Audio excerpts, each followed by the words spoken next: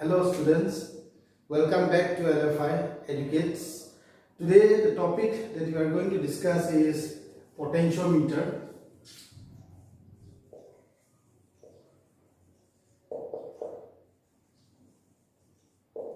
This word potentiometer, as soon as you look, you can see here it's made up of two parts. Potentio means potential and metry means measurement. So potential difference we can measure with the help of this instrument. Now you may be thinking that we already have voltmeter with us, then why should we study about potentiometer? But voltmeter does not give us the accurate measurement. When we talk about the measuring of potential difference with the help of potentiometer, we get the accurate measurement of potential difference. Let us take an example. Suppose this is the amount of current flowing, 2 ampere of current flowing in a wire, and there is a resistor of resistance say 5 ohm. If I want to connect a voltmeter to know, here what I'll do is I'll connect the voltmeter across this resistor in parallel. So when you use Ohm's law here, what is the amount of potential across this wire? Then if we use Ohm's law, V is equal to I into R, then current is 2 ampere, resistance is 5 ohm, so you'll say it is 10 volts. But in actual practice, this is numerically when you do the actual practice, when you connect a voltmeter here across the resistance, then as we know from Kirchhoff's first law that when it comes to a junction, current gets distributed. Suppose say it is 1.5 ampere is flowing this way, and here it is 0.5 ampere flowing across the potential difference. Now this potential difference will measure only this current and resistance. So here what you will get is, if you use Ohm's law, so 1.5 ampere into 5 ohm, so it will give us 7.5 volt. So this reading will be shown by this voltmeter. So the exact value is this one, 10 volt, whereas your voltmeter reading will show 7.5 volt. So this one we call it as exact reading, whereas this one is an apparent reading, or we can call it as an approximation. So the use of voltmeter does not give us the exact reading. But if we use this apparatus, potentiometer, then we can get the exact value. This is the reason why I said that potentiometer gives us the exact measurement of potential difference. The next thing is that, then why do we very often use voltmeter? You may be asking the question. Then the reason is, voltmeter is small, it is easy to carry, it is easy to connect between any two terminals to know the potential difference. That's why very often we use voltmeter. Whereas when we talk about potentiometer, the apparatus is somewhat big. I'll draw the construction. You can see the time. I'll draw it here.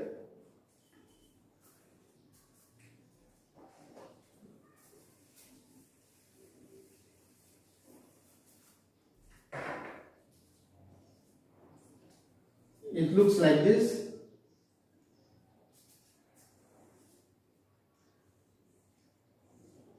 These are the steel straps, flat steel for conducting electric current.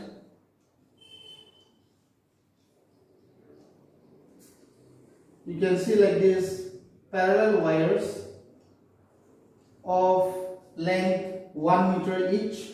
Again this is 1 meter, again this is 1 meter, again here another 1 meter. The more the length, the more accurate reading you will get it in potentiometer. Let me take up to this. This point I'll take it as A, and this point I'll take it as B. This wire is made up of constantan, or it can be manganese. These are alloys and they offer resistance. This wire is also known as resistance wire, and it is fixed over a wooden board. Now, how do we connect this potentiometer? As I said, here there will be one scale as well. There will be one wooden scale fixed on the wooden board. You start from 0, it's full 1 meter length, or we can call it as 100 centimeter. 100 centimeter from one end to the other end. So if you go across the wire from A to this end, 100 centimeter, 200 centimeter, 300 centimeter, 400 centimeter, 500 centimeter, 600 centimeter, like that it will go on around 10 in general ordinary potentiometer that we use in laboratory. Minimum you will get around 10 wires like this fixed on the wooden board. Now this potentiometer, how do we connect it? Then this end A, from there you will take a conducting wire. This is a resistance wire, we say, that is fixed on the wooden board, and this is our conducting wire. We take one ammeter, then we take one battery. This is called the driving battery, or we call it as auxiliary battery. Then we take one rheostat,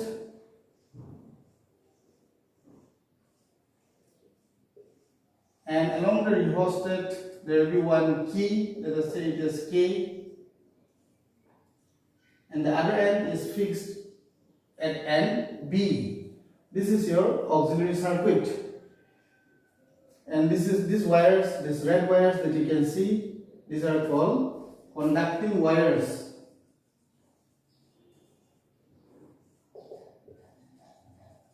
And these wires are called resistance wires. Now here what we do is we try to maintain a constant current throughout the circuit, and this circuit is also known as primary circuit. Primary circuit. To maintain a constant current through this potentiometer, we connect one rheostat. This rheostat or variable resistor, if the current is not steady, sometimes becoming more, sometimes becoming less, then to keep it steady, you'll have to adjust the rheostat. As we know that if the resistance is less, then the current flowing through it will become higher, and if the resistance is more, current flowing through it will become less. So we don't require high or less current. We want to maintain a steady current, say a steady current of 1 ampere. Then to check the steadiness of the current, you connect one ammeter to check it here. Now let us talk about, this is about the construction of potentiometer. The secondary circuit that you are going to connect is here at point A. Now let us talk about the principle. The principle, it says like this: the fall of potential across any portion of the wire is directly proportional to the length of the wire. Now you may be thinking, what is fall of potential? Fall of potential, if you look this auxiliary battery or a driving battery, as soon as I give the switch here, the key is closed, current will start to flow in this wire, in the resistance wire. And when the current will start to flow, when I talk about point A and point B, then you can understand very easily that this side potential is more, that's why current is flowing in this direction. And here the potential is less. As you go along the wire, the potential becomes lesser and lesser. So the fall of potential, the potential from higher will become lesser and lesser in the resistance wire, is directly proportional to the length of the wire. You will choose, suppose you want to choose from point A to point B, then this will be the length of your wire. Suppose let us mark it as point C. It will be directly proportional to the flow of potential wire, provided the current flowing through it is steady, as I said before, and the area of cross section of the conductor remains the same. That forms the principle of potentiometer. Now let us go to the theory.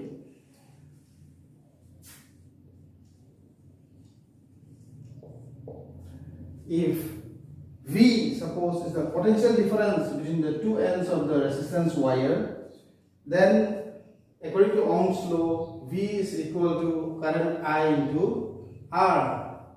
Now when I say current I, this current is given by whom? The auxiliary battery is giving the current, it is flowing in this direction I, and the resistance is offered by whom? Then you will say that resistance is offered by the resistance wire of the potentiometer. Now as you all know that R is equal to rho L by A, since resistance R is equal to specific resistivity, length of the wire, and area of cross section of the wire A. Here length of the wire we are talking from A to B, suppose here the whole length of the wire. Rho, the specific resistance, is the specific resistance of this wire, and A is the area of cross section of the wire. Now in this state, V is equal to I rho by A into L. Now when the current is steady, it is constant, area of cross section is fixed for the wire, and specific resistance, you all know that it depends upon the nature of the wire, so it will be constant. If you take these three terms as constant,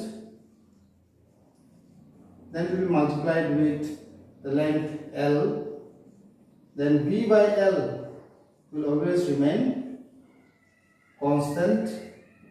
This we call it as potential gradient as well. Now this constant, this potential gradient V by L, sometimes we write it as K, the constant term.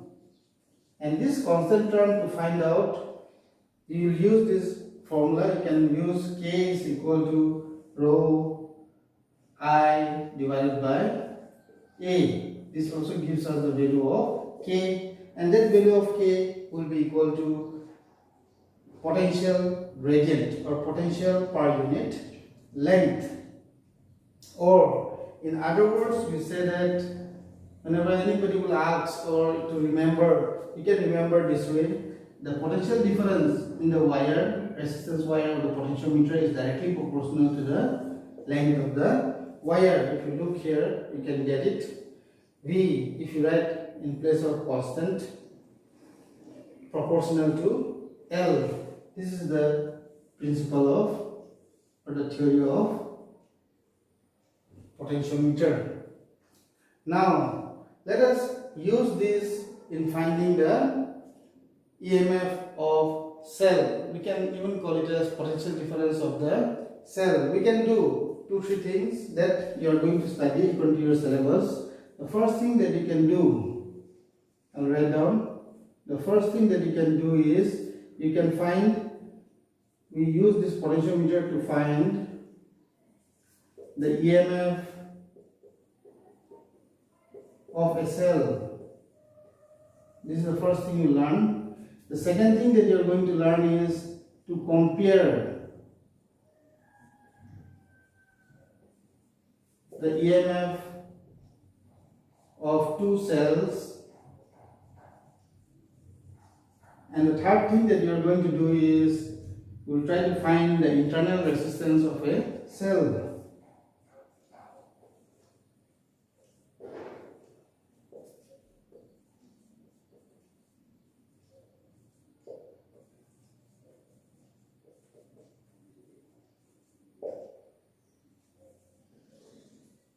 These are the three things that you are going to do with the help of this instrument called potentiometer.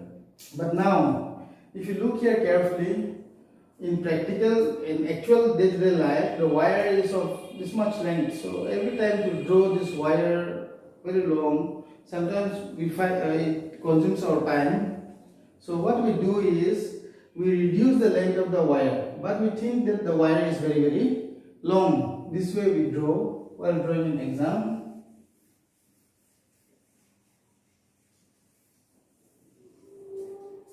We take a single length, like this we take. In exam, if numerical comes also, you will be drawing this way, and question paper also you will see the potentiometer this way. This point B, I got it here, and this is point A. Then you don't have to leave this much gap also, you can draw the wire here also. Now let us see one by one to find the EMF of a cell.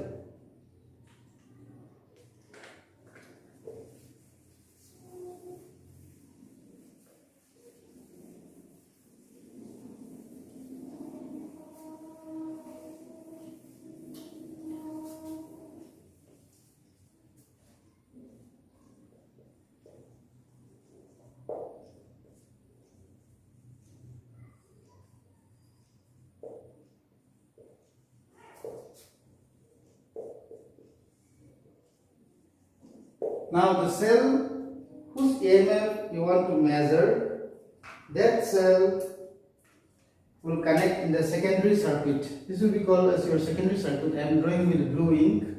From this point you connect one cell like this. You connect one cell whose EMF is epsilon. But you have to be very sure that positive and this side also must be positive. And the other end of the cell you will connect one galvanometer, and galvanometer also has got two terminals. One terminal you will connect to the cell, one terminal you will connect it to a sliding contact. We call it as jockey. It looks somewhat like this marker pen, and on top you can see a metal will be there. Outside it will be coated with insulation or plastic, and this side also metal, one screw will be there. There you connect the wire, and then one end will be free like your pen. You can hold it, and this is also known as jockey.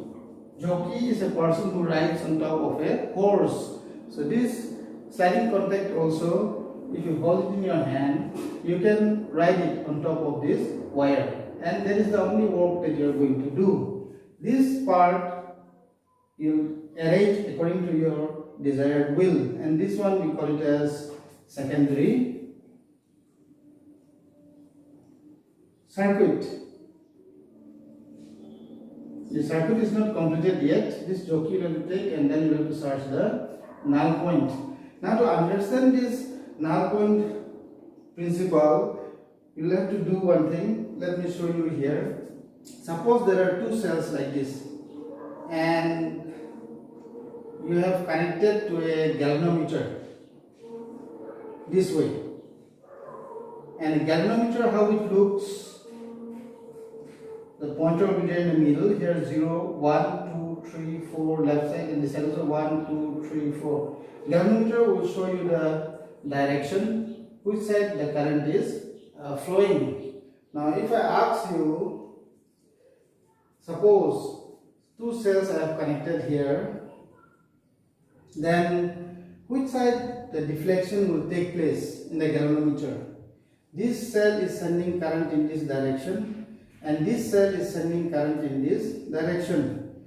Then obviously you will say that which cell has got more EMF, that side the pointer will move. If this cell is bigger, suppose let me mark it as E1, the EMF. If this cell is of higher EMF, then the galvanometer pointer will be towards our left. And if this cell is of higher potential, suppose E2 is bigger, then the current will flow in this direction. So it will come in this direction. In that case, the galvanometer pointer will deflect towards our right. Now, the pointer of the galvanometer depends upon the direction of flow of current. From here, what you can understand is, if the direction changes, the pointer position also changes left and right. So, but if I ask you, this galvanometer, suppose I don't want to let it deflect left also, I don't want to let it deflect towards my right also, then what I should do? Think and say. Now, if you think properly, you'll get the idea. If the amount of current flowing in both the direction, when it will become equal, like your conservative force. In conservative force, if this object is pulled with same force in both the direction F1 and F2, then the body does not move anywhere. So like that here also, if the two direction of electric current becomes neutral, equal, the amount of current flowing will become equal, then this galvanometer will not have any deflection. It will be in this position. We call it as a null method as well. Zero deflection is there, we can say. So here also we are going to use the same principle. Look carefully at the diagram. Now in this case, what we do is we try to do the null point in the galvanometer. When null point you will find, that means current flowing through it will be 0. And if current flowing through the galvanometer is 0, then we know that in a circuit, if current flowing is 0, then EMF is equal to potential difference V, that we have discussed while getting the relationship between internal resistance, EMF of the cell, and the terminal potential difference. So EMF of the cell and the potential difference both will be equal. Now let us see here, with this jockey, after giving the switch here, allowing the current to flow, the steady current to flow, suppose I is the steady current to allow it to flow, then this jockey will hold it and then you will start touching here first. If you touch here towards A, then surely you will know that the galvanometer will show some deflection. Suppose it is showing towards your left. The next case what you will do is, this jockey will hold it and then try to touch at the other end of the potentiometer wire or potentiometer resistance wire. Then you will find that the deflection will be on the other side. Suppose while touching here the deflection is left side, then while touching here the deflection will be right side. Then you come to know with this theory that if I touch here, current direction is different, and if I touch here, current direction changes. So then the idea will come that there will be one point here somewhere on the wire where there will be no deflection. Neither the current will flow this way, nor the current will flow this way. Neither this way nor this way. Now, this one, the jockey, with jockey you start finding out like this, like this, like this, like this, so right on top of the wire. Suppose at this point, let us mark it as C. Let me mark it as C. The jockey you have touched here. During that time, no current flows through the galvanometer. From the cell, no current flows. That position we have to find out. Now, once you find out that position, this length from A to C, that is the potential from A to C, will give us the potential of this cell, as well as it will give us the potential of this cell, because this is a difference of potential between these 2 points A and C. The potential is directly proportional to the length of the conductor. Now the length of the conductor here it is AC. So that will be the potential given by the driver cell, as well as the potential difference of this cell from A to C. Let us take the length as L1 here. Then if you take the length as L1, then you can find out the EMF of the cell. The EMF of the cell will be equal to, or we can call even as potential of the cell. The difference in potential between A to C will give us the potential of the driving cell, as well as the potential of the cell that you have connected here, and then we are calling it as the EMF of the cell. So the EMF of the cell will be equal to a constant term, or it will be proportional to the length that we got it here, and we are writing it as L1. Now this EMF of the cell is equivalent to potential of the cell as well, because current flowing to the galvanometer is 0, no current is flowing, and when no current flows in a circuit, when I is equal to 0, then the EMF of the cell is equal to the potential difference as well. So now this EMF of the cell is equal to, if you write the constant term, that your potential gradient K will come into L1. If you know the value of K and this length L1, if you multiply them, you will get the EMF of the cell. And value of K, as we discussed earlier, the value of K is the potential gradient, that is V divided by L. That is also equal to the specific resistance into current divided by area of cross section of the conductor. So multiplying these two, you can find out the EMF of the cell that you have connected, or potential difference of the cell that you have connected. Now let us see the second use of it, to compare the EMF of two cells, or it can be two or more than two, but in your syllabus it is comparison of EMF of two cells. Now when I try to compare the EMF of two cells, then what I will do is, the primary circuit will remain as it is, only the secondary circuit that I have drawn with blue ink, that I will have to erase it out.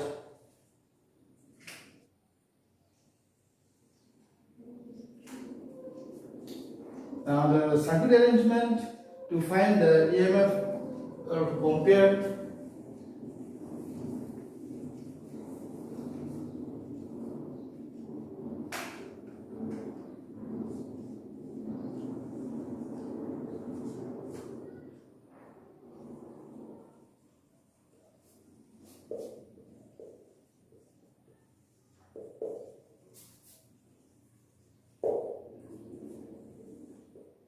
Now, to compare the EMF of two cells, you have to take two cells from these two terminals, A from point A, and you have to connect this way.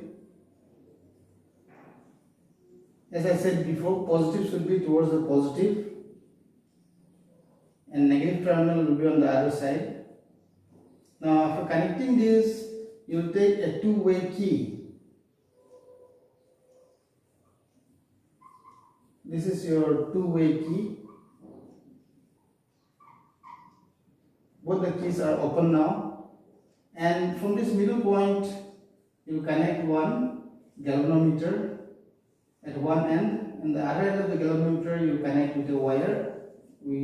At the end of the wire there will be one sliding contact, or we call it as jockey. So this should be your arrangement now. Now to find out, or to compare the EMF of two cells, let me mark it as epsilon 1 and epsilon 2. To compare the EMF of two cells, what you have to do is, first you tap the switch and close the path. This one you close the path. Let me mark it as K1. K1 is closed, whereas K2 is supposed open. Current is not flowing through K2. Now, when you can write like this, when K1 is closed and K2 is open,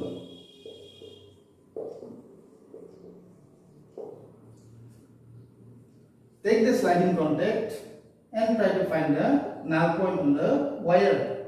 Now this jockey, you hold it and then try to find the null point like the earlier case. Suppose here the null point came out at point C. Then this length of the wire, let us say it as L1. Let us mark it as L1 from A to C. Then what you will do is, you will use your formula. The EMF of the first cell is equal to K times L1. We'll make it as equation number 1. It's very simple. The way of calculation is very simple. Then Next, what you'll do, this K1 you'll open it now. This tapping switch you'll open it. Switch, the path is open, and this switch K2 you bring in contact. Now when you keep in contact with K2, then this EMF will work. Again you'll have to start searching the null point. If both the cells are different EMF, then the null points will not be the same. Suppose here the null point came out at this position, let me mark as C dash, and here the length of the wire during the from this position C dash to A is suppose L2. Now in this case you can write like this: when K2 is closed and K1 is open, the EMF of the second cell you will get it from here. Epsilon 2 is equal to K times L2, equation number 2. Now comparing these two equations from equation 1 and 2, and dividing epsilon 1 by epsilon 2 is equal to L1 by L2. So knowing the values of L1 and L2, we can compare the EMF of the two cells. In this case, suppose length L1 you found out as 20 centimeter. It will look like this, 20 centimeter, and length L2 is found out to be 40 centimeter. Then you will say that EMF of first cell is half of the EMF of second cell. Like this you can compare the EMF of the two cells. Now let us see about the third use of it.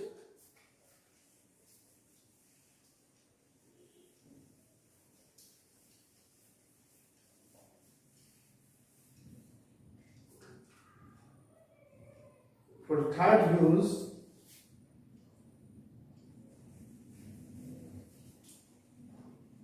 every time you want to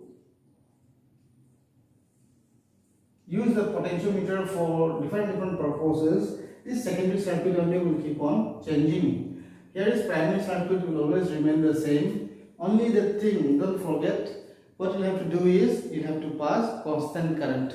That constant current, you can look the pointer of the ammeter and you can see if it is showing at 2 ampere, then it must be 2 ampere all the time. It should not become 1.5 or it should not become 2.5, 3 ampere like that. Now to do that, you have to constantly keep on checking the rheostat. You have to keep on increasing and decreasing the rheostat, and when it maintains a steady current, then only your experiment will start, or the use of the potentiometer will start. Now let us see the third use of it, that is to find the internal resistance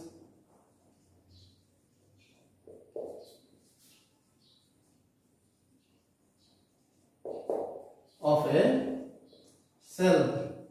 Internal resistance, if we say, you can remember, I think, small r, the resistance of the electrolyte inside the cell. If your cell is like this, these are the two electrodes, suppose one is positive electrode, negative electrode, then you have electrolyte here inside the electrolytic cell.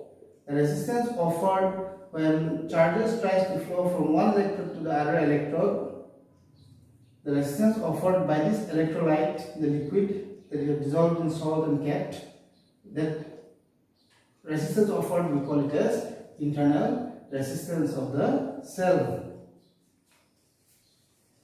So now to find this internal resistance of the cell, what you will do is, first of all, the secondary circuit you will have to draw this way. Suppose this is the cell whose internal resistance you want to find out. And EMF of the cell is epsilon 1, suppose. We'll take the galvanometer like before, again you connect the sliding contact, and then you will find the null point. When you find the null point, suppose this null point jockey, it has touched here. During that time, the galvanometer shows zero deflection. Suppose let us mark this point as X. This is your jockey. Then the length of the wire, suppose let us say it is L1 from A to X. Then using this relation, epsilon 1 cell. So epsilon is equal to the potential gradient K multiplied by the length of the wire L1. Like this, we first find out the EMF of the cell. Let us mark this as equation number 1. The next step, what you are going to do is, at the end of these two cells, you connect one resistance, a known resistance, let us say it as S, and one switch. If you wish, from before also you can connect and keep before you find out this EMF. Because when the switch is open here, current does not flow. So when you find the null point, the length L1 which you get, that multiplied by the potential gradient will give you the EMF of the cell. Now when you switch it on here, then current will start to flow. Now the circuit will become closed. Now when the circuit has become closed, again you try to find out the null point in the potentiometer wire. You will find out the null point. Now when you find the null point, suppose here it came out, the null point. Null point means zero deflection of the galvanometer. The jockey is here, this point is marked as Y. During this time, the length of the wire is suppose say L2.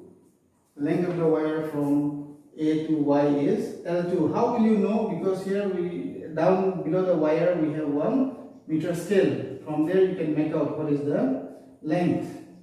Now during this time, when the circuit is closed and it is connected with the two terminals of the cell, then you are not finding the EMF of the cell. That time you will be finding the potential difference of the cell, the terminal potential difference of the cell. So what you have to write is V in the second case. V is equal to K times L2. This will give us the second equation. After you get these two equations, you know the relation. We know that the relation between internal resistance, EMF of the cell, terminal potential difference. This is the relation. External resistance R. Here your external resistance is S. So you use this relation, and after using this relation, you will get the internal resistance of the cell. Epsilon by V, you can see here epsilon by V is L1 by L2. This KK will get cancelled. L1 by L2 minus 1 into external resistance S. So knowing these values of L1, L2 and the external resistance, this is a known resistance. From before you will come to know what resistance you are using, 5 ohm or 10 ohm or 20 ohm, that you multiply here, then you will get the internal resistance of the cell. So these are the three uses that you have to know while studying potentiometer. Now let us do a numerical and see. In a potentiometer arrangement, a cell of EMF 2.25 volt, a cell of EMF, let us take it as 2.25 volt, gives a balance point at 30 centimeter. L1 here is given as 30 centimeter. If the cell is replaced by another cell and the balance point shifts to 60 centimeter, what is the EMF of the second cell? For the second cell, they are asking you to find out the EMF, and the balance point is given, the length L2 is 60 centimeter. So very easily you can solve it. Just now you have seen how we know that how you can compare the EMF of two cells. Epsilon 1 by epsilon 2 is equal to L1 by L2. Then put the values and you can calculate it. 2.25 divided by this volt. Epsilon 2 we are going to find out length L1 is 30 centimeter and length L2 is 60 centimeter. So the centimeter cancels. This is 1 by 2. So if you cross multiply, epsilon 2 is equal to 5 2s are 10, 0 1 in hand, 4 plus 1 is 5, and 2 2s are 4. So you can write this as 4.5 volt. So this way you can calculate the quotients. And this is the end of the chapter, that is chapter 3, current electricity. Thank you and have a nice day and stay safe till the next video comes out.